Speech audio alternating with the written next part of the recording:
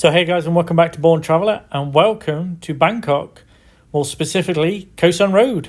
Okay, let's get started. Right, so I'm here on Khaosan Road, the mecca of backpacking, the mecca of really where all this started for budget nomads, digital nomads and backpackers around the world. This road here is where all the backpacking culture started. I've been here many times over the years, from 2008 right through to today. It's like 15 years of coming here.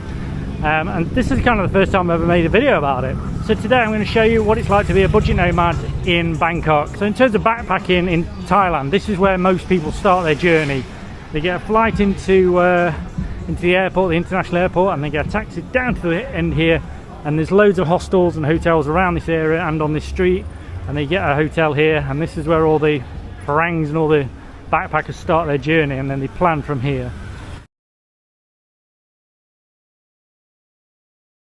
So let's start with accommodation. Right, so if you're really on a tight budget, you can stop here in some of the hostels, and some of these hostels are actually down to like $2 a night, but you'll be sharing like 20-25 people. So if you're really on a really tight budget and this is kind of your first time, maybe you can stop in one of these places. It's not a bad place to meet people. They're not the greatest accommodation, but they are extremely cheap. If it's not Khaosan Road, just look for the roads around Khaosan Road and you'll definitely find some really good deals on booking.com. If this is your first country you're coming to, this is probably a good place to hang out. You will meet people. But actually, funny enough, some of the hotels are quite expensive. You can pay $20 to $30, $40 a night for some of these hotels. It just depends. If you want a hotel, it's quite expensive. But if you want a hostel, it's pretty cheap, like say $2, $3, $4 a night. When it comes to food in Bangkok, it's really good. Some really nice places. The great thing is all the menus now, they have it's in English and in Thai. So here, you know, you can get proper authentic Thai food, pad Thai, pretty good value. It's pretty good quality. The only thing is the prices here are not the cheapest. I mean, it can come down to like 20 or 30, but now prices, you know, it used to be 20, 30 baht for every meal. Nowadays it's more like 60, 70, around $2. So prices definitely have gone up, but it's still really good value. One thing to take advantage of in terms of food is these kind of places. You can get these fruit shakes, and they're fresh. They're very good. Sometimes they'll add sugar. Tell them not to add the sugar. Very delicious. Just over $1. You know, get some good fruit and veg. But there is also like Western food. There's McDonald's here, which is pretty cheap. It's not the cheapest in the world. McDonald's here is about $6, $7 for a decent meal. So certainly not the cheapest McDonald's in the world. And you can get delivery from Grab as well, so if you want to get it delivered to your hotel, you can do. In terms of things to see and do, you can basically, here's quite a good list of things you can do in Bangkok. The best things: go to the floating markets and also see the train. And I'll show you some footage of me doing that now. You can take a day trip here to this place, which is really good to see the temples. You can also take another day trip to the elephants and the bridge over the River Kwai at Kanchabari, and you can also do elephant bathing. All really cool stuff, and these are all day trips from Bangkok.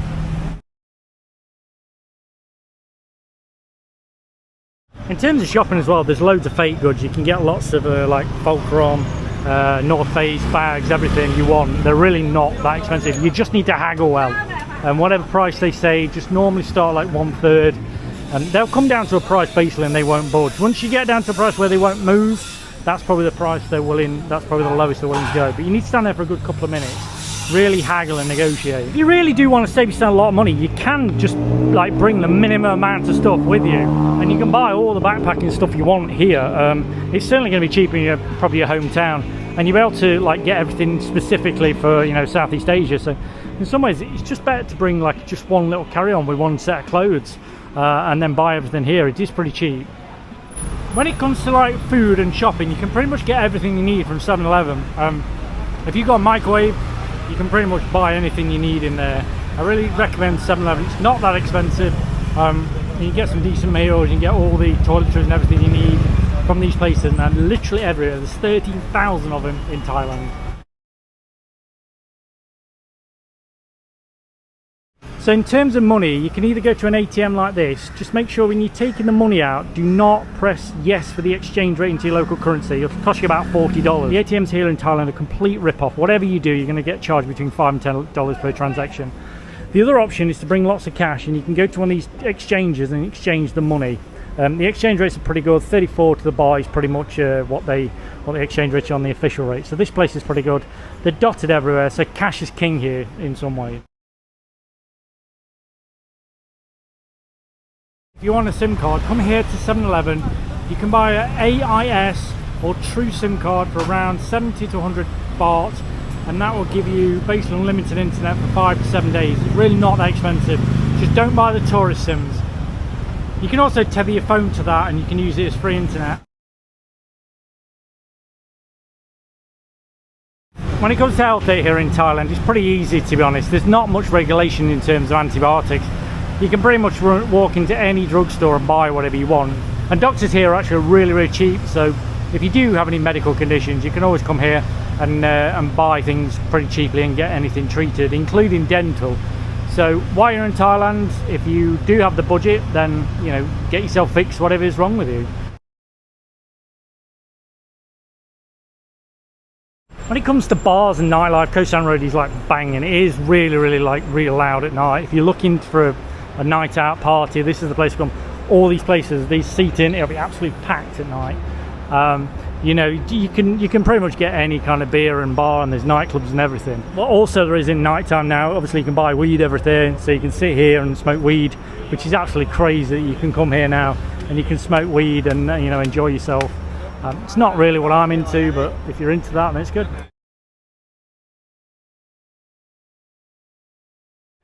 In terms of safety, Thailand is a very safe place, but you have to bear in mind that this is the mecca for backpackers, so it's obviously going to attract a lot of bad people. So if you're going to get robbed or anything's going to happen to you, probably in this area, you really need to pay attention at night to your stuff. Fortunately, this is the culture of ladyboys in this town. If you're a single guy and you're late at night, be very careful walking on your own, because trust me, those girls are quite frisky, and they don't take any prisoners, as I've experienced through the times.